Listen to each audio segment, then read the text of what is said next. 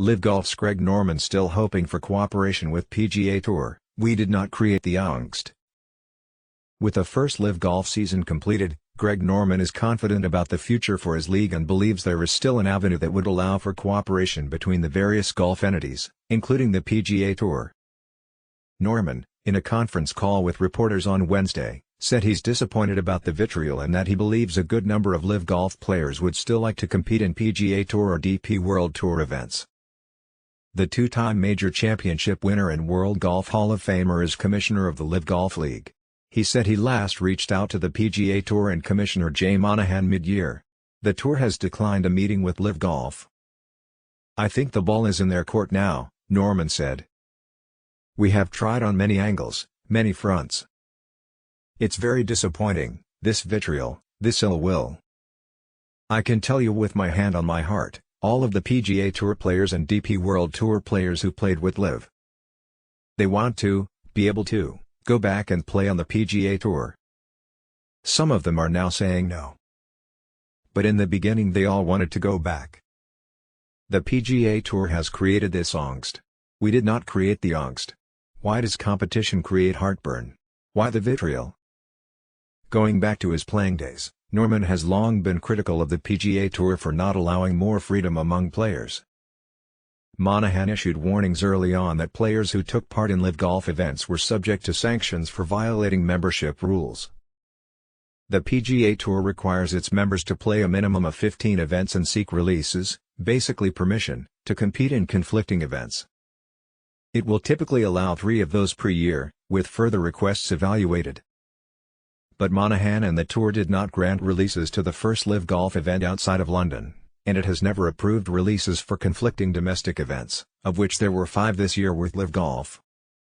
Players who have participated were initially suspended by the PGA Tour and have since seen their memberships revoked. Several players, including Dustin Johnson and Sergio Garcia, simply resigned their membership. For there to be any kind of collaboration, there clearly needs to be compromise. Asked whether he felt the tour should reduce the number of events for its members to be eligible, Norman did not offer specific ideas. "I think it's a very easy fix," he said. "I think there are 2, maybe 3 items that can be discussed. I personally see it as an easy fix. The only way you find out is you have a dialogue.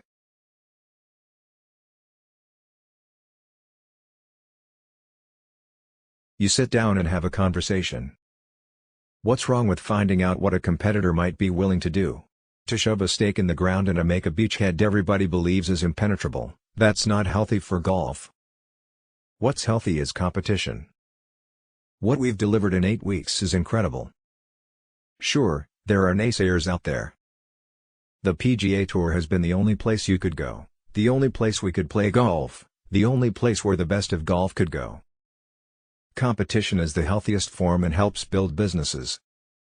LIV Golf completed its season Sunday at Doral with its team championship, won by the 4 aces, composed of Johnson, Patrick Reed, Taylor Gooch, and Pat Perez. The team won $16 million from the $50 million purse. Johnson was the best player throughout a season-long individual points competition, bringing him an $18 million bonus. With other earnings and team payouts, he made more than $35 million in 8 events, which doesn't include his upfront signing bonus. Norman touted having 13 of the top 50 players in the world. A season of 14 LIV Golf events is planned for 2023, and this is where Norman's vision of a truce runs into obstacles. If a PGA Tour player is required to play 15 events, including the major championship, and LIV requires 14, a total of 29 events is beyond what most top players will do.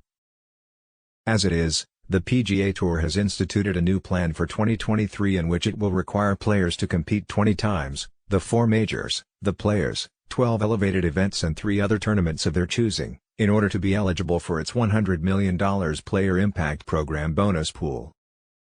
The 2 sides would appear far apart in making that math work, unless both are willing to reduce their commitments. Norman addressed several other topics, including world ranking points, a television contract, the 2023 schedule and the team structure that will see movement among players in this offseason.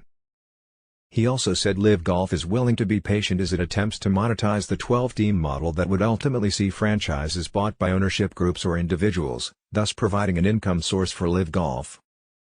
"I've already been approached by individuals who have expressed an interest in wanting to be involved in either owning a percentage or acquiring a team," Norman said. "Those discussions are there already. We've not there as a league yet to entertain that. The value of the league and each team will go up as the success gets seen on a global basis. There will be a heck of a lot more value as you come out of 2023. A lot of these teams are not built up yet.